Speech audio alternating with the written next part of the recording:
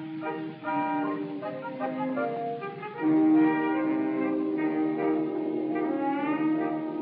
collectors gather round and rather haunt the cottage next door. Men the grocer and the butcher sent, men who call for the rent. But within a happy chappy and his bride of only a year.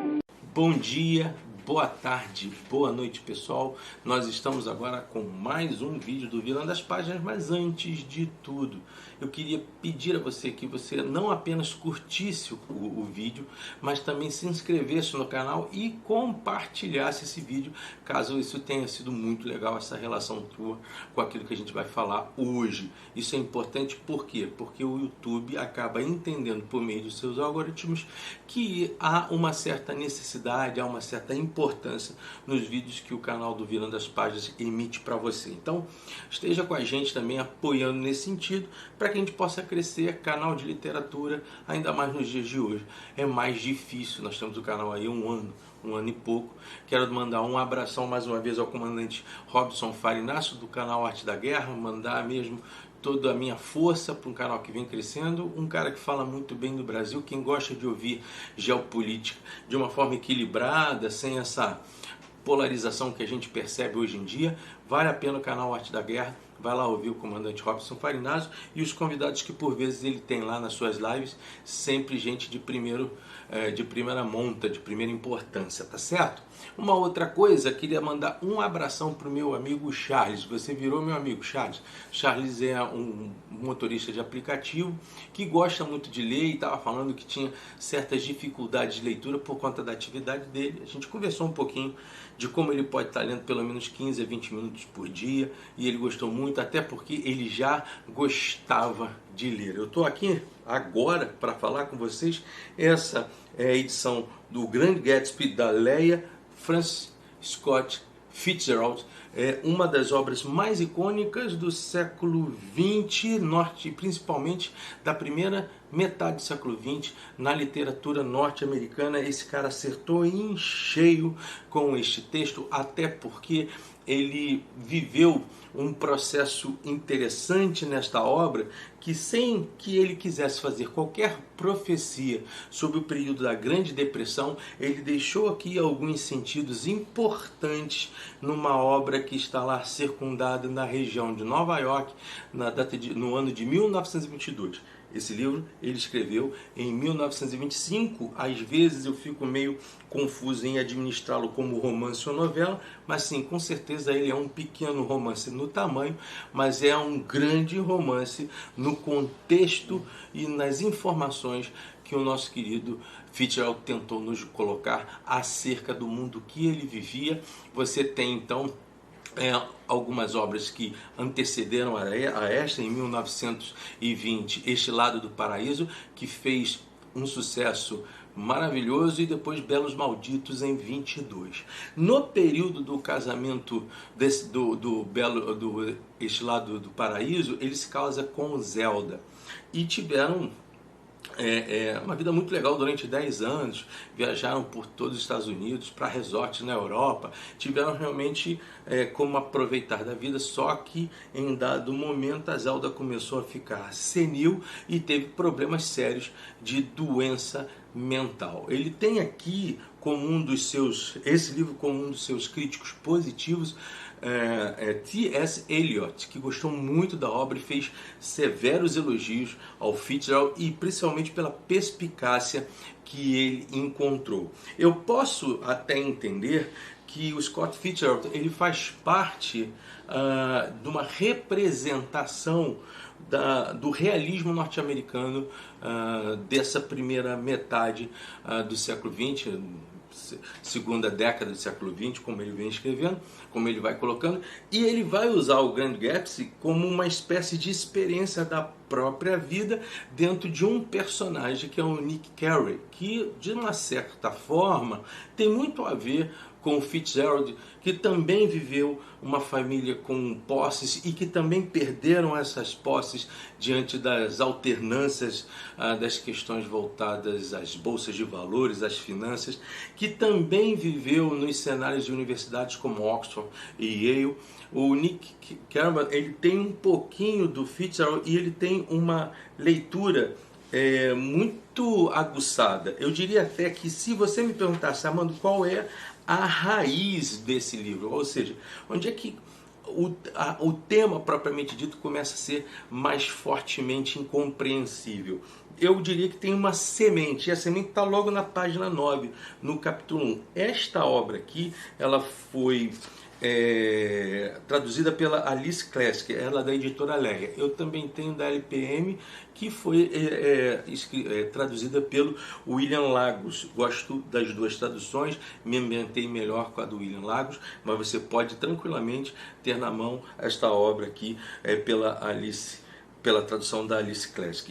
Bom, qual é o trecho que logo de cara vai te impressionar, na minha perspectiva? Logo no capítulo 1, quando o Nick começa a dizer um pouquinho do estado de coisas que ele vivia, de uma certa indicação e conselho do seu pai, e como isso se tornou uma tábula de comportamento dele ante aquilo que cercava, ante as análises de mundo e análises de pessoas. Olha o que ele diz aqui. Durante meus anos mais vulneráveis de juventude, meu pai me deu um conselho que desde então mantenho na mente. Sempre que tiver vontade de criticar alguém, disse ele, lembre-se de que nem todo mundo teve as mesmas oportunidades que você teve. Então, a gente já começa logo de cara diante de um narrador que está no meio de todo o contexto onde esse Gatsby vai participar, vai estar atuando, e que ao mesmo tempo tenta ser de certa forma condescendente com aquilo que ele vê e deixando por último qualquer tipo de crítica mais ácida em relação às pessoas. E de fato esse primeiro parágrafo ele aponta para uma trama que vai justamente mostrar uma Nova York no tempo, digamos assim, na era do ouro norte-americana, né? Os Estados Unidos eles só foram entrar na Primeira Guerra Mundial efetivamente no seu último ano. Inclusive o próprio Gatsby passa a ser um capitão à frente de um grupamento na França, na Batalha de Ardennes. Tudo isso aqui é falado de uma forma muito, eu diria, muito en passant. Eu acho que em alguns momentos esse livro me lembra muito mesmo, muito... Gente, me lembra demais essa obra aqui, ó, do Gaston Leroux, o Fantasma da Ópera. Mas não porque o tema seja o mesmo. É que assim como o Fantasma, no livro do Leroux, o Gatsby é aquela entidade, a eminência parda que vem sendo tratada não só pelo Nick como por outros personagens do livro, sem que ele participe diretamente. Então, em dado momento, classificar o Gatsby se tornou um fenômeno quase que mítico. Ora, ele era alguém que participava do contrabando e do tráfico de bebidas, ora, ele foi um soldado norte-americano, herói em guerra, e de certa forma isso acaba sendo comprovado aqui, mas que tinha um mistério às suas costas, talvez um assassinato.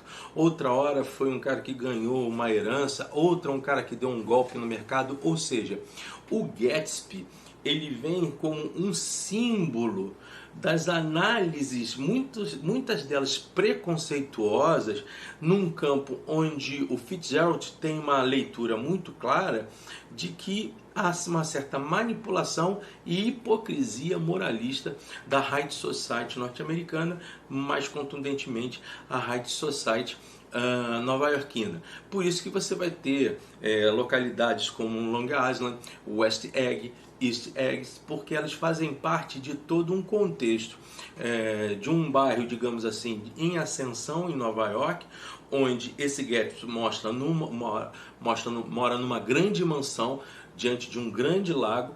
Do outro lado, dois outros personagens que eu já vou falar um pouquinho deles, e o nosso amigo Nick Carey, que é um cara do Middle West, que vem lá do interior dos Estados Unidos, acaba ingressando numa grande universidade norte-americana. Agora eu não me lembro se é Yale ou se é em Oxford, não sei qual é a universidade, não sei se é a Universidade Inglesa de Oxford, não sei se é a Universidade de Yale, agora me fugiu aqui o quadro de formação do Nick, mas ele é formado para as finanças, ele é formado para o movimento que acabou sendo quase que um furacão da década de 20 norte-americana, que era justamente as questões voltadas às ações, às bolsas de valores. Isso quer dizer que esse período da Era do Ouro, quando os americanos, se aproveitando do contexto da Primeira Guerra Mundial, deixaram para entrar só no final dela, eles tiveram um tempo para fazer coisas que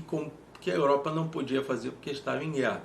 Então eles conseguiram costurar uma rede industrial importante, conseguiram estruturar a sua capitania de finanças, todo o seu mercado financeiro, estabelecer produção, tanto na agropecuária como também nas condições de refortalecimento das suas principais cidades, potencializaram-se, e aí quando entraram na Primeira Guerra Mundial, já entraram quase que no seu final, e aí simplesmente puderam usufruir de muita grana no meio desse processo todo, e aí vem esse boom norte-americano que é chamado a Era do Ouro. O grande... essa época dourada norte-americana, a grande sacada que você sente no livro é que como ele está falando de 1922, ele está colocando todo esse ambiente 7 anos antes do crash da Bolsa de Valores em 1929 e depois do período consequente de Grande Depressão. O que acontecia nesse período todo? O número de empréstimos, de investimentos, de aplicação, de apostas de unificação de indústrias, de emprego, ele aumentou potencialmente, mas de certa forma os norte-americanos acabaram vivendo uma certa bolha de uma falsa alegria, uma falsa felicidade. Isso faz com que todo o processo que está ali sendo demonstrado, nós tenhamos na nossa frente uma high society nova-iorquina com muita frivolidade, com muito pouca, os debates são incríveis nesse sentido, os personagens se preocupando com coisas pífias, discussões muito voltadas ao egoísmo, contextos como um dos personagens, que é o Tom, contextos muito superficiais e por vezes preconceituosos, um alinhamento das diferenças sociais existentes nos Estados Unidos, o contexto todo que você acaba por perceber à sua frente, que é justamente a construção de uma certa torre de Babel que vai explodir lá em 1930. Isso não quer dizer que o Fitzgerald tenha previsto isso, é simplesmente uma análise de um contexto, de uma obra sobre o realismo norte-americano, diria eu até caracterizaria ela de certa forma numa meia tragédia, onde o Fitzgerald faz uma leitura muito interessante. Nesse período, além do Fitzgerald, você tem Virginia Woolf, que é muito importante nesse contexto, Ernest Hemingway, é importantíssimo também. Alguns textos dele se equiparam aos textos do Fitzgerald, já não muito mais melancólico do que o Fitzgerald, muito mais metafísico do que o Fitzgerald, mas também muito crítico em vários momentos. Você vai ter mais à frente Salinger, né? E aí é bem mais à frente, mas que de certa forma vem ser influenciado pelas questões voltadas do Fitzgerald. Ou seja, você tem na sua mão toda uma condição literária que expõe as vísceras de um país que ao seu tempo se dizia em franca expansão. Lembrando que essa obra, ela retrata uma Nova York de 1922, mas ela vai ser escrita em 1925. Só para que você tenha noção, o Charles Bukowski nessa época tinha 5 anos. Então, você tem um efervescimento crítico muito importante em todo este contexto. Bom, os personagens em si, você tem o Tom e a Daisy Buchanan, além do Nick Carey e além do nosso querido Gatsby. O Tom e a Daisy vão fazer uma espécie de trio com o Gatsby. Vou falar um pouquinho sobre isso. Vou ter muito cuidado para não dar nenhum spoiler para vocês. Do outro lado, você tem um casal que é o Wilson e a Mitch. O Wilson era o mecânico do Tom Buchanan e a Mitch era aquela mulher sedutora do qual Tom Buchanan acaba se interessando por ela e tendo um certo relacionamento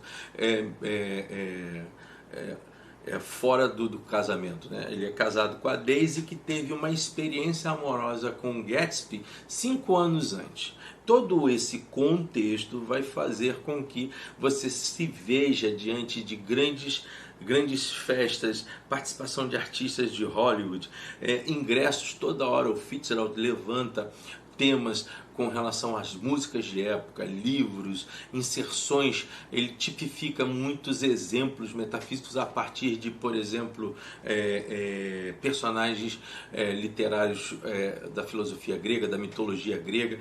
Ele cita muito, e vale a pena você nesse livro ter ele em mãos, porque ele cita muitas obras no campo cultural que pouca gente conhece, e ele demonstra então um conhecimento muito amplo. Então, quando você está diante desse livro, você não está apenas lendo a história de Nova York propriamente dita e a ambiguidade dos seus personagens, a futilidade dos seus personagens. Você também está sendo inserido a um número imenso de propostas literárias e propostas culturais que vale a pena você pesquisar. O Fitzgerald, ele fez sucesso em 1920, quando ele escreveu Este Lado do Paraíso. Nesse mesmo ano, ele vai se casar com Zelda. Se o Nick Carey, ele tem um espelho do Fitzgerald, a Zelda, às vezes, me parece construir o personagem deles. Eles casam com a Zelda em 1920, na década de 30, já na década de 30, elas começam a mostrar sinais de uma doença mental, e essa forma senil de vida vai trazer a ela uma progressão até a morte essa prematura, né? O Fitzgerald ainda continua, ele vai nascer em 1896, muito perto da virada do século, e morre também de forma prematura com um ataque cardíaco em 1940. Bom, se você tem o Tom, você tem a Daisy, você tem o Nick, e aí o Nick é a representatividade muito clara do Fitzgerald. Ele é um cara bem equilibrado. E a frase que eu disse agora, né, sempre que tiver vontade de criticar alguém, disse ele: lembre-se de que nem todo mundo teve as oportunidades que você teve, quer mostrar que os exageros da sociedade onde o Nick acabou se introduzindo, o Nick que vem do interior dos Estados Unidos e logo de cara tem que enfrentar todo o mercado financeiro de Nova York e toda a high society norte-americana, esses contextos todos fizeram com que o Nick rompesse esse padrão de indicação do seu pai, esse conselho do seu pai, e fazer uma análise bastante ácida com os temas abordados. Eu tenho algumas frases que mostram primeiro a maestria do Fitzgerald em escrever e ao mesmo tempo os vazios consignados nos seus, diria, personagens, né? Em algum momento ele coloca aqui, na hora que tem uma confusão entre o Tom, o Gatsby e a própria Daisy, ele nos traz 2 parágrafos que para mim são espetaculares, que mostram justamente como ele sabe jogar as condições internas do romance e os sentimentos, as personalidades de cada um dos seus personagens aqui descritos, né?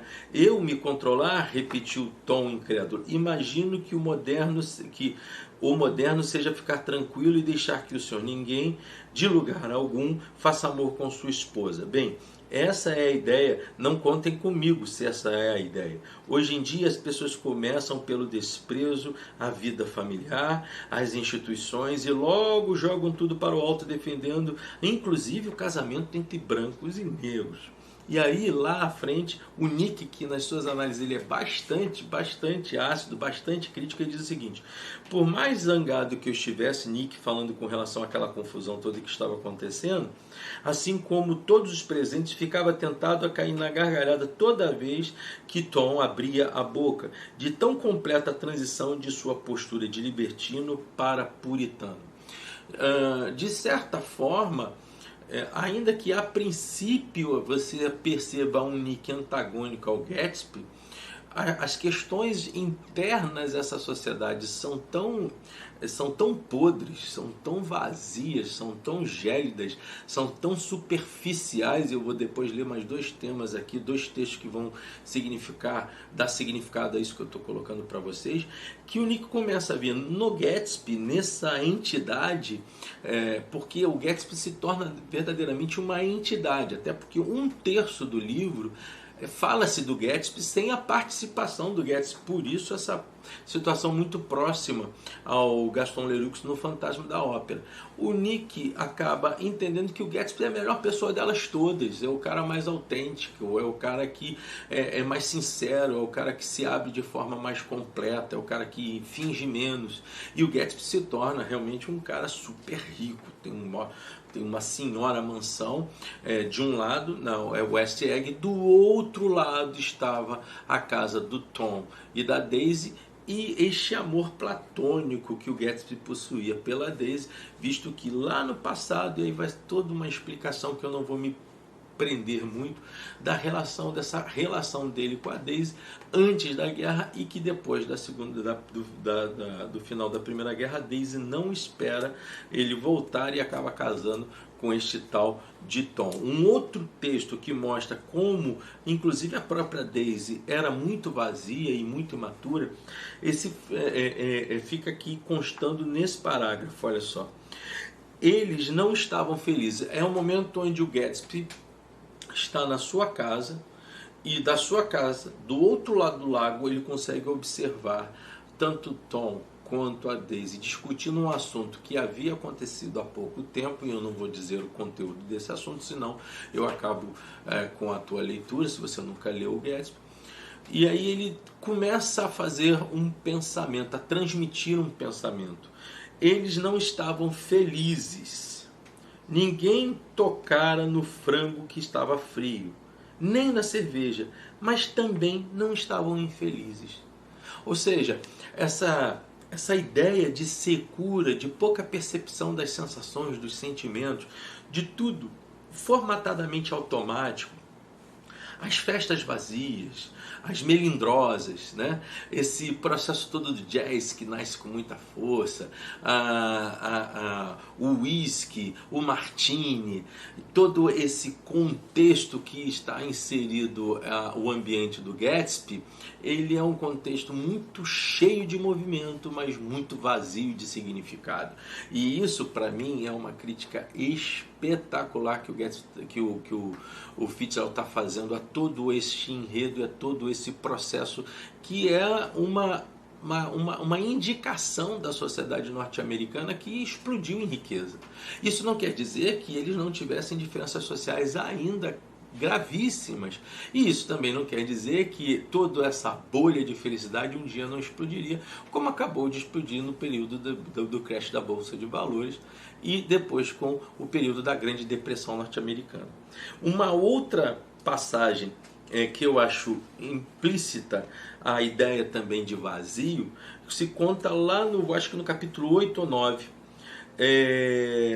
mas não sentira desprezo por si mesmo, e nada acontecera conforme imaginado. Ele provavelmente tivera a intenção de pegar o que pudesse partir, mas agora se via lançado a uma busca do Graal. Aí sim, sabia que Daisy era extraordinária, né? Mas não imaginava o quanto uma garota educada era extraordinária, ou poderia ser extraordinária. Essa Daisy tem um certo momento que ela fala assim: o que vamos fazer mais tarde? O que vamos fazer da nossa vida? Ou seja, a Daisy é um personagem, para mim, símbolo da total desconhecimento da vida, da artificialidade das relações, da imaturidade das relações, dos contextos óbvios. Quando existe uma discussão entre o Gatsby e o Tom, a Daisy não sabe o que é amar, ou se amou, ou se apaixonou, ou se deixou de amar, ou se deixou, ou se não deixou de amar, o que mostra que a sensibilidade em relação a sentimentos nobres por parte desse pessoal tinha a altura de um dedo. Eles não concebiam efetivamente. E nesse ponto, o Nick, que era primo da Daisy, ele se aproxima do Gatsby, porque de alguma forma ele encontra no Gatsby uma certa verdade dos seus cultivos emocionais, certo? Uma outra coisa que para mim é muito importante estar descrevendo a você, nós tivemos 3 filmes no cinema, na telona, né? Um acontece em 1948 para 49 com Alan Ladd à frente, o outro em 74 com Robert Redford e a Mia Farrow. Nesse sentido, existem grandes elogios a Mia Farrow e existem grandes críticas a Mia Farrow, mas ali no final, em 2013, você vai ter Leonardo DiCaprio, Tobey Maguire e a Carey Mulligan, que vão fazer o trio Gatsby, Nick e a Daisy. Os 3 filmes são interessantes a serem vistos. Eu, pessoalmente, não gostei do filme de 1974. Cada um tem a sua proposição. Para mim, o melhor deles todos é o de 1949. O de 2013 já é um filme bem no sentido do cinema pós-modernidade, mas que não deixa de ser palatável. Você pode ver com toda tranquilidade, você não vai ficar muito triste, não. Este livro deve ser lido e ele me passa uma autenticidade para os dias de hoje, onde nós vivemos bolhas das criptomoedas, bolhas das aplicações, bolha dos enriquecimentos por pouco trabalho, exemplos dessa luta das lacrações que existem nos dias de hoje, quando se quer mostrar um conteúdo que não se tem, quando se diz preocupado com algo, mas se usa esse algo com interesses pérvidos mais à frente. O Fitzgerald, ele nos herda em alguns momentos, ele nos herda um sentimento muito parecido com a da Virginia Woolf, tá? Então, o realismo dele, que diria eu, um realismo tardio, se você pensar que Machado de Assis foi um autor realista, ele se dá por justamente ao perceber a construção efetiva da sociedade norte-americana, que até então ainda era considerado de certa forma um país de terceiro mundo, e começa já, a partir da Primeira Guerra Mundial, tomar uma projeção maior, com mais efetividade, e aí, depois ao seu tempo, principalmente depois da Segunda Guerra Mundial, desbancar a Inglaterra como a nação mais poderosa do mundo. E aí você sabe a história dos americanos toda qual foi, né? Não deixem de ler esse livro. É um livro de 171 páginas. Ele tem uma visão muito interna a essas questões. Olhem para o Gatsby, a ambiguidade que as pessoas dão ao Gatsby, mas eu acho a integridade que o Gatsby tem em percorrer um caminho, e que lá na frente, obviamente, eu não vou dizer para vocês qual é o resultado. Só posso dizer uma coisa: o Tom e a Daisy, na minha perspectiva, se merecem.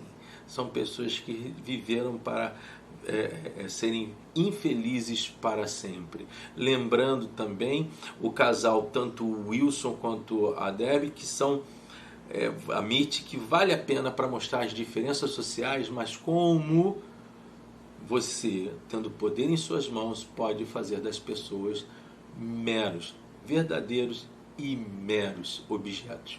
Tem um parágrafo no livro que acho muito interessante, quando ele diz o seguinte: os ricos fazem festas, os pobres fazem filhos, da boca do Tom Buckley, que nada mais é que a personalidade que a sociedade americana está sendo tratada por parte do nosso querido Scott Fitzgerald. Vale a pena. participem dessa leitura, um livro de 171 páginas, e vocês podem inclusive transformar isso em debates dentro das turmas escolares, dentro de debates em grupos. Para mim, uma das obras mais importantes do século XX e uma das obras mais perfeitas em análise literária crítica que foram propostas pelo Fitzgerald. Ele profetizou a Grande Depressão? Talvez não, mas ele com certeza assinalou que nem tudo são flores e que as coisas são passageiras e que as pessoas precisam definitivamente ter integridade de vida, verdade de passo, integridade e de posicionamento, e mais do que tudo, elas devem se conhecer para que depois elas possam se fazer conhecer ao mundo. Como eu sempre digo, supere-se, aprenda mais, ler é bom, virando as páginas. Um abraço, até a próxima.